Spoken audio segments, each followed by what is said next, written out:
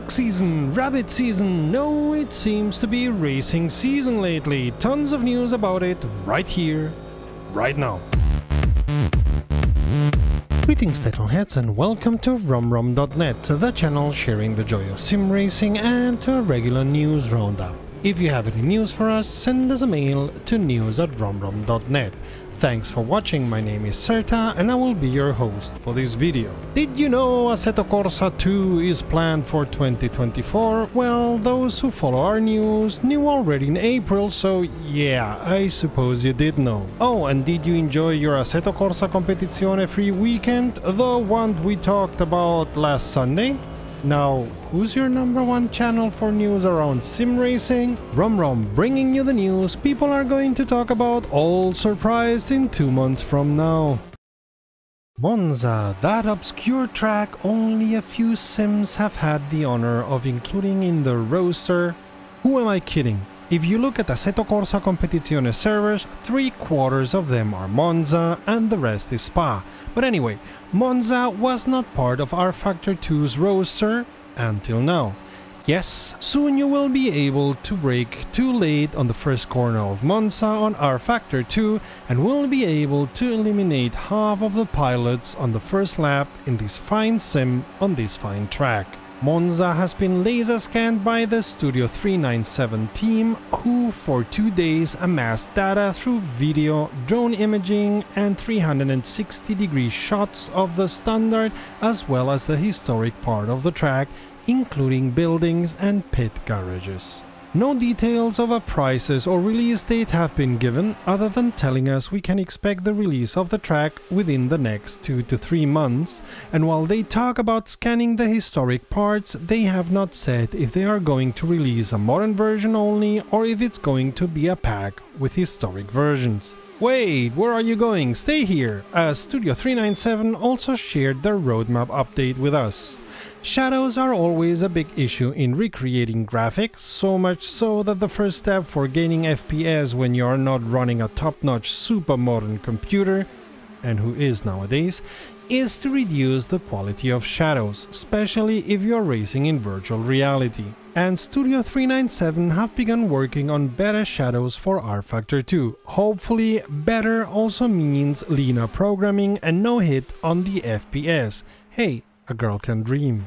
Moving on to hardware support, we will soon be able to calibrate our pedals within rFactor 2. Also, they added the possibility to save a server's password and change many other options on the server page that, in our opinion, will make it easier to jump into a multiplayer server, especially if it's a server you often use. Those of us broadcasting rFactor 2 races will see the added information on the overlay about a pilot having activated the DRS in the vehicle, in the 1 vs 1 battle box as well as the intended battle box and in the tower display of the information. With regards to the competition system, they have started a summer showdown series of events using 3 distinct vehicle types, with stock car, IndyCar and GT3 battling each in their own series and their own circuits. They are also looking into allowing you to organize races with fixed setups. We started the rFactor news with a track, we closed them with a track. The next venue that is seeing a big update of the graphics, the so-called PBR,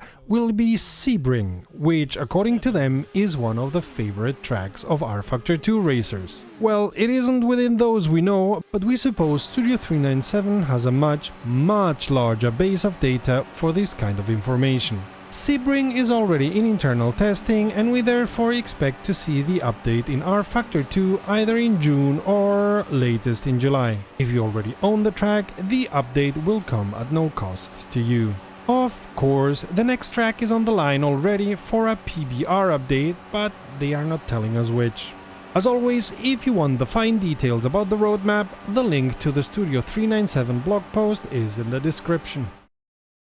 If you liked what you saw in Assetto Corsa Competizione in this free weekend, the base sim and its DLCs are on sale right now until, well, tomorrow. We recommend the Intercontinental Pack wholeheartedly if you are into GT4s, the GT4 Pack, and for great British tracks, the British GT Pack. The others, if you have money to spare, buy them. If not, nothing's lost. And while you are at it, get Assetto Corsa Ultimate, Assetto Corsa and all the DLCs ever published for it for less than €10 USD. Fanatec published further infos about their low-price DD system this week. Bad news for PlayStation 4 and 5 racers, the CSL DD will definitely not be compatible with your systems, but it will be compatible to the Xbox. For the latter, you will need to use an Xbox-compatible steering wheel though.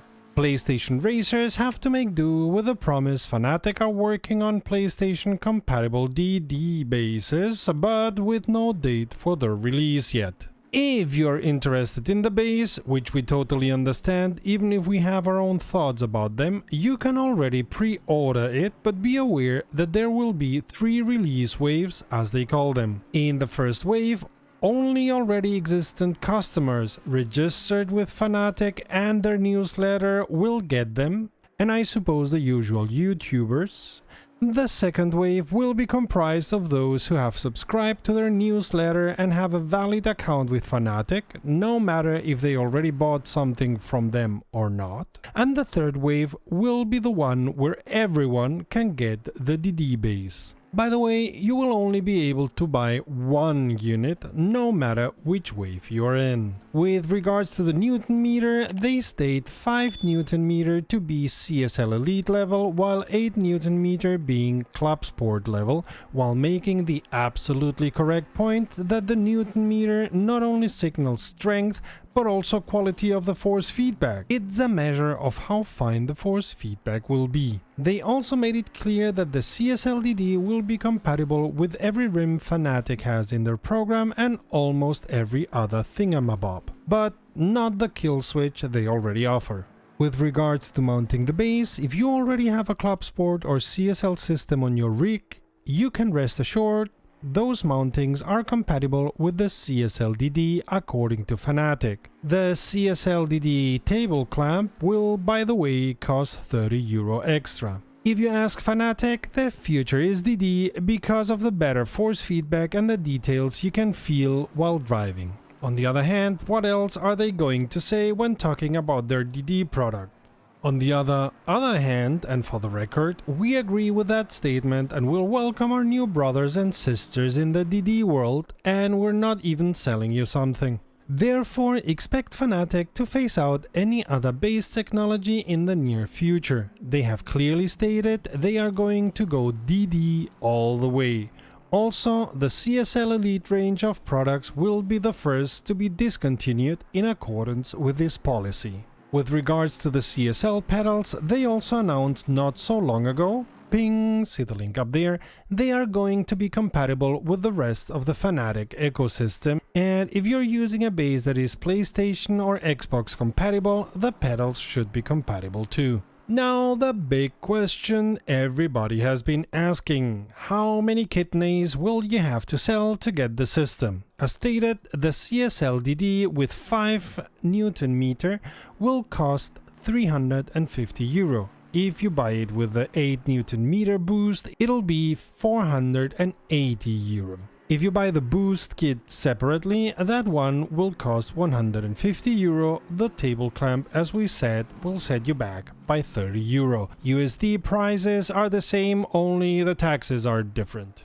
The CSL pedals will cost €80, the clutch kit adding €40 to that, and unluckily Fanatec haven't yet committed to a price for the load cell kit, which they themselves recommend over the clutch kit and have only stated it'll be below €200. Truth to be told, all quite reasonable prices. We expect Fanatec to swim in money in the near future, which they hopefully will use to ramp up their customer service, which, according to many people we've talked to, may need some upgrades. Also, the release waves sound quite reasonable, much as we like to poke holes into marketing and rip new ones when we feel companies are doing something wrong.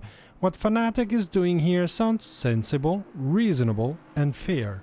No information about any possible bundles was given. We suppose these will come sometime after initial release, and Fanatec has stayed mum with regards to the BMW wheel they announced quite a while ago. If I link that, I'll be using my last possible link, but there you go. What they didn't stay mum about was their F1 wheel, but they told us elsewhere. This being the 2021 official wheel, you know it's going to sell by itself, no matter how boring the sport has become. Although this year with Lando even getting podiums, it might become interesting again. I digress. With only 2021 units available, Fanatec expects you to be fast and pre-order yours, because you can only show how much of a racer you are when you buy the same wheel every year. The same? Surely not! This wheel glows in the dark. Even the Fanatec logo glows. I suppose Fanatec themselves have realized how empty their marketing words sound and have added the Podium Advanced paddle module to the offering for the wheel. I mean, at €400 a piece, they really should offer more than glow in the dark nonsense. And imagine that, the wheel is already sold out, even if it's ugly as sin. So yeah, we still have stuff to say about Raceroom, because Sector 3 have been busy. First of all, meet the Opel Astra. I wasn't aware Opel had come back to the world of racing, truth to be told, and last time I saw anything Opel-y racing was just before they left DTM, because the parent company GM had lost a metric ton of cash and was siphoning it away from Opel faster than you can say golden handshake, but I digress. As I said, meet the Opel Astra, which I'm told by those who have tested it is a funny little car that is fun to drive because it's so nimble. I suppose in a way it's similar to the Clios and even Minis of this world, who have their own way to be driven. Small, quite direct, quite nimble if you don't exaggerate the input. It will be included in the TC Cup class from now on, where you can also find the Hyundai i30 and the Lada Vesta. On a different size and in a different class, you'll find the ADAC GT Masters 2020 pack, which last year added Bentley and Mercedes to the companies trying to win. Both cars and all the liveries are available already, although for the non-trivial amount of €19 USD, and that's considering it's an initial offer reduced by almost 60%. The price is bonkers in my opinion, but we know y'all love driving GT cars, which I suppose Sector 3 Studios know too. Other updates include a series of changes to the GT4 class based on BOP corrections, fixing issues in the spectator mode, rolling starts, and on the dedicated server. What?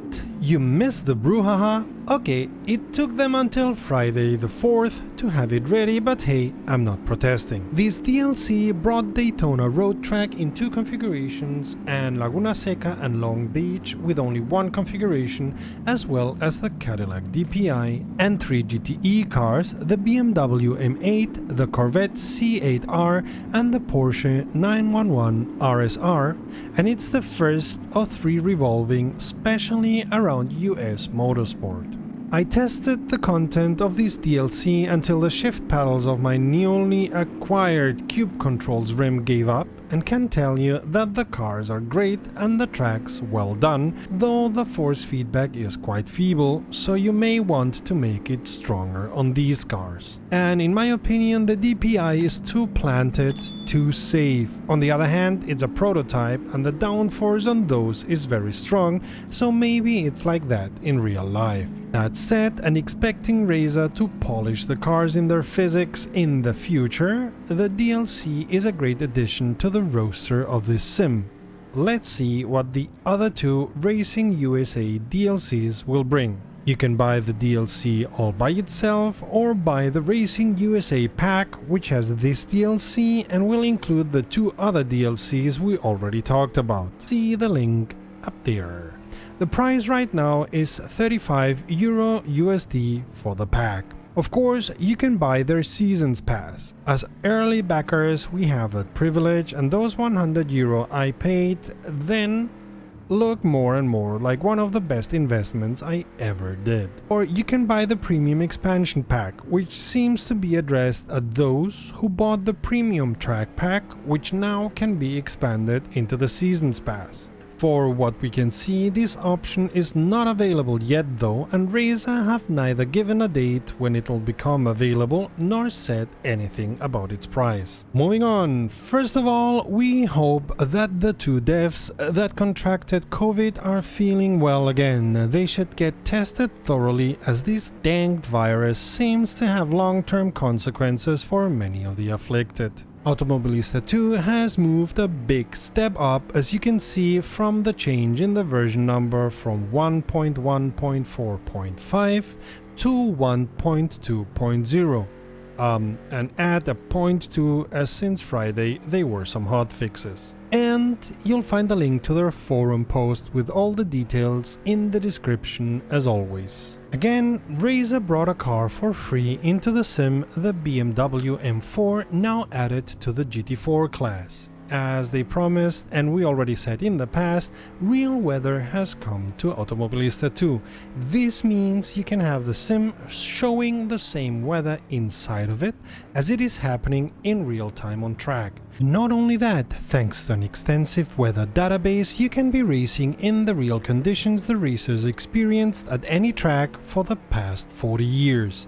Now, they have not detailed the weather to the point of microclimate conditions second by second. The chunks of weather they take into account are at the detail level of 1 hour, and they don't show snow. We'll gather yet here, as Razer tend to be that focused. And Razer have also stated that for some locations the weather data is not quite accurate. Can I get a yet? While stating that they will continue working on real weather in upcoming releases. It's quite possible real weather will become especially interesting for endurance races, which at the moment are sadly not possible in this sim, also because real weather is not available for multiplayer races. Yet. As Studio 397 have been doing with their R-Factor 2, Razer has been polishing the graphics on Automobilista 2, albeit from a much better starting point, as the Madness engine they use already was one of the most advanced engines with regards to graphics. For this version, they specifically have worked into giving the tracks graphics fitting the season you're racing on and fitting the weather conditions. We have seen videos of races in very mild fog, the one you can find at sunup or sundown in some places, and not only are the graphics stunning, the whole feeling you get when racing in those conditions is just something else. Staying with what you can see, Razer have finished giving drivers their outfits fitting the decade they are racing on, and the cars are now accumulating dirt more realistically.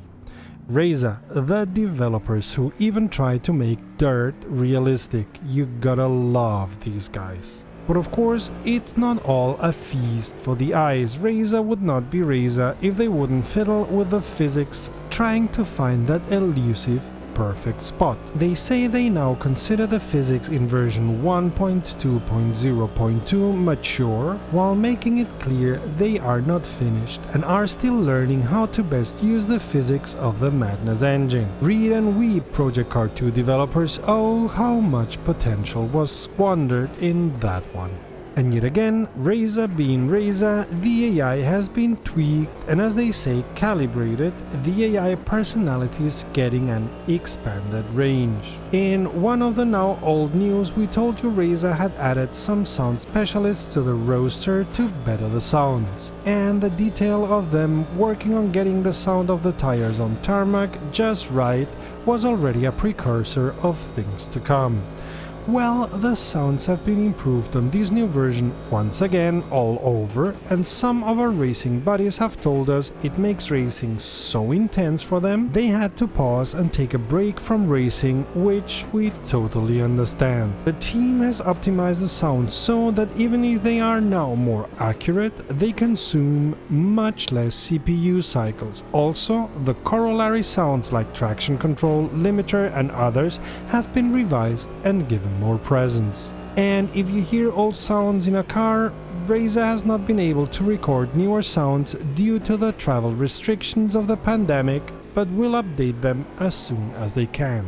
What, you think that was all? Oh, you poor deluded soul. This is a big step in the versions. It means they have done a lot of work on it. With this new 1.2.0.2 version, you will be able to create your own championships, choosing the classes you will be racing with or against, choosing the tracks and the dates in the past or the future, including if you want to use real weather, choosing a scoring system, the whole 9 yards. But don't forget, this is only for single player, unluckily. One thing I can tell you is one of the projects I'm working with will let you do that for multiplayer. But if I tell you more, I may disappear without a trace. Oh, and once again, you may want to delete all your existing setups. While this is cumbersome, we understand this has to do with yet another round of physics updates, so it's got good and bad aspects to it.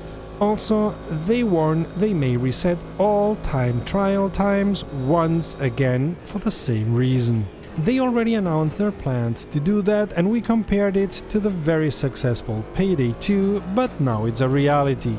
If you race in a multiplayer session on a track you don't own, it won't matter, as all DLC tracks will be available to all users in multiplayer. Man, how come we have something to tell every week about Automobilista 2? Do the Razer developers ever sleep? Or are they as devoted to sim racing as we are, which you can see by checking the playlist to the left or the video to the right. Until next time, save fuel, collect pickup, and we'll see each other on the podium.